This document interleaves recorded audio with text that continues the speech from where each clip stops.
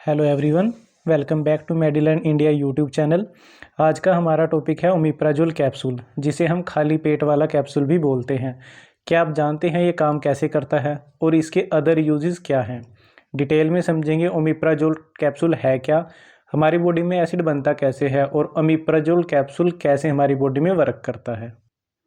अब हम बात करते हैं हमारे स्टमक में एसिड बनता कैसे है। How to form acid in stomach. In our stomach 3 element involve for production of acid. Means हमारे स्टमक में एसिड प्रोड्यूस करने के लिए 3 एलिमेंट्स इन्वॉल्व होते हैं। नंबर 1 पर आते हैं parietal cells responsible for stomach acid production. सबसे पहले नंबर पर आते हैं पैरेटल सेल्स, ये रिस्पॉन्सिबल किसके लिए होते हैं? स्टमक एसिड प्रोडक्शन के लिए। सेकंड नंबर पर आते हैं हिस्टामिनिक रिसेप्टर, ये क्या काम करते हैं? Tell the parietal cells to release acid through proton pump into the stomach. Means ये क्या काम करते हैं? जो हमारे पैरेटल सेल्स होते हैं उनको बताते हैं कि स्टमक में एसिड रिलीज करो, किसके थ्रू? प्रोटोन पंप के थ्रू। थर्ड नंबर पर आते हैं प्रोटोन पंप, ये क्या काम करते हैं? ये pump acid into the stomach. Means ये जो हमारा एसिड होता है उसको स्टमक में पंप करने का काम करते हैं। अब हम बात करेंगे जो स्टमक में एसिड बन रहा है उसकी प्रोडक्शन को हम कैसे कंट्रोल कर सकते हैं। हमारे पास 2 तरीके हैं स्टमक एसिड प्रोडक्शन को कंट्रोल करने के लिए। नंबर 1 पर आता है जो हिस्टामिनिक रिसेप्टर थे, या तो मैं उनको ब्लॉक कर दूं, या फिर सेकंड नंबर पर मेरे पास आते हैं प्रोटोन पंप इनहिबिटर्स। उनका काम क्या होता है? जो प्रोटोन पंप है उसको ब्लॉक करना। तो फर्स्ट नंबर पे जो हम मेडिसिन यूज़ करते हैं हिस्टामिनिक रिसेप्टर को ब्लॉक करने के लिए, उसमें कौन कौन सी मेडिसिन आती हैं? उसमें आती है सिमेटिडिन, रैनिटिडिन और फेमोटिडिन। सेकंड नंबर पे जो प्रोटोन पंप को ब्लॉक करने के लिए यूज़ की जाती है मेडिसिन, उसके अंदर हमारे पास आते हैं ओमिप्राजोल, पेंटोप्राजोल, लैंसोप्राजोल और रेबिप्राजोल।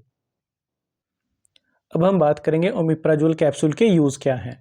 ओमिप्राजोल कैप्सूल का आप यूज़ कर सकते हो पेप्टिक अल्सर में। पेप्टिक अल्सर क्या होता है? A peptic ulcer is a painful sore in stomach lining और upper small intestine cause mainly by H pylori bacteria और long term use of NSAIDs. Means peptic ulcer क्या होता है? ये एक ऐसी कंडीशन होती है जिसमें जो हमारा स्टमक होता है और जो हमारी स्मॉल इंटेस्टाइन की लाइनिंग होती है उसके ऊपर छाले पड़ जाते हैं। ये मेनली होता है, एक बैक्टीरिया होता है जिसका नाम होता है एच पैलोरी, उसकी वजह से हो सकते हैं, या फिर कोई पर्सन लॉन्ग टर्म से नसेड्स का यूज़ कर रहा है, उस कंडीशन में पेप्टिक अल्सर हो सकते हैं।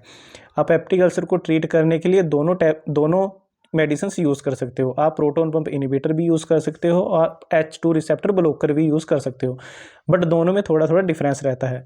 जो प्रोटोन पंप इनहिबिटर्स होते हैं वो मोर इफेक्टिव होते हैं, जो पेन होता है उसको रैपिडली वो रिलीज़ कर सकते हैं, और ये इफेक्टिव होते हैं दोनों केसेस में, एच पैलोरी की वजह से पेप्टिक अल्सर हुआ हो या फिर नसेड्स की वजह से पेप्टिक अल्सर हुआ हो।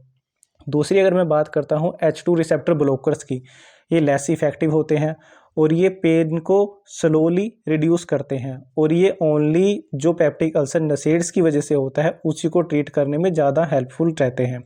अगर मैं डोज की बात करता हूँ पेप्टिक अल्सर को ट्रीट करने के लिए, तो ओमिप्राजोल की अडल्ट डोज है 20 to 40 mg 1 to 3 times in a day before meal. Means आप ओमिप्राजोल का यूज़ कर सकते हो 20 से 40 mg पर डे में, या तो आप 1 टाइम ले सकते हो, 2 टाइम या फिर 3 टाइम्स बिफोर मील आपको लेनी होती है।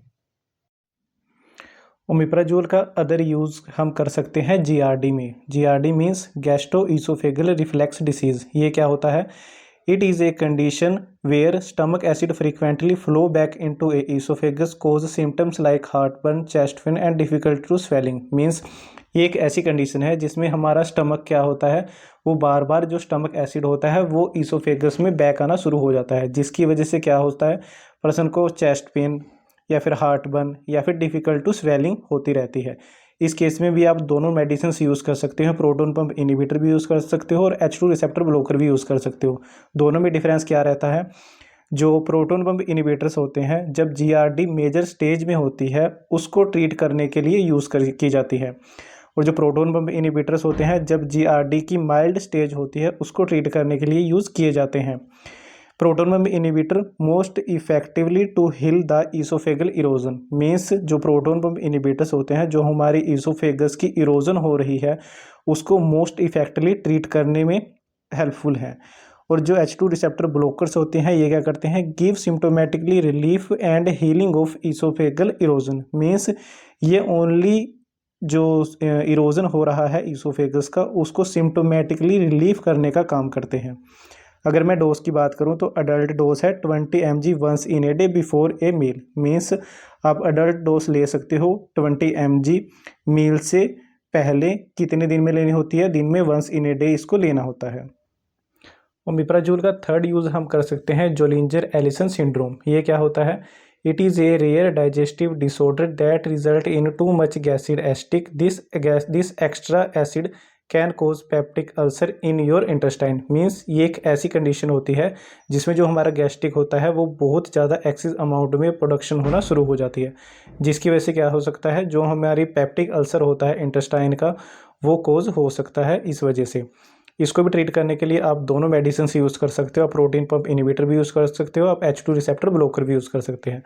Protein pump inhibitor most effectively in control hyper acidity. Means जब किसी पर्सन को हाइपर एसिडिटी बहुत ज़्यादा होती है उसको कंट्रोल करने के लिए प्रोटॉन पंप इनिबिटर बेस्ट माने जाते हैं।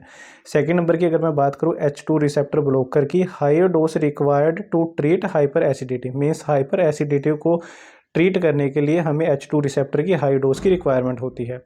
अगर मैं डोज की बात करूं ओमिप्राजोल के तो 60 mg once in a day before a meal. Means आपको दिन में एक बार ओमिप्राजोल लेना पड़ता है। कब लेना होता है? मील से पहले आपको लेना होता है। ओमिप्राजोल को हम अदर यूज़ कर सकते हैं in stress ulcer. Stress ulcer क्या होता है? Stress ulcer is a sore that develop in stomach और upper digestive tract due to severe physical stress such as major surgery, trauma और critical illness. Means stress ulcer क्या होता है? ये एक ऐसी कंडीशन होती है जिसमें जो हमारा स्टमक होता है और जो हमारा डाइजेस्टिव ट्रैक होता है उसकी जो अपर लाइनिंग होती है उसमें छाले हो जाते हैं। ये किस वजह से हो सकते हैं? ये हो सकते हैं मेजर सर्जरी की वजह से, ट्रमा की वजह से या फिर क्रिटिकल इलनेस की वजह से। इनको ट्रीट करने के लिए बेसिकली प्रोटॉन पंप इनिबिटर को बेस्ट माना जाता है। IV pantoprazole, rabeprazole most effective to treat stress ulcer. Means IV route से जो हम पेंटोप्राजोल और रेबिप्राजोल देते हैं वो मोस्ट इफेक्टिव होते हैं स्ट्रेस अल्सर को ट्रीट करने के लिए।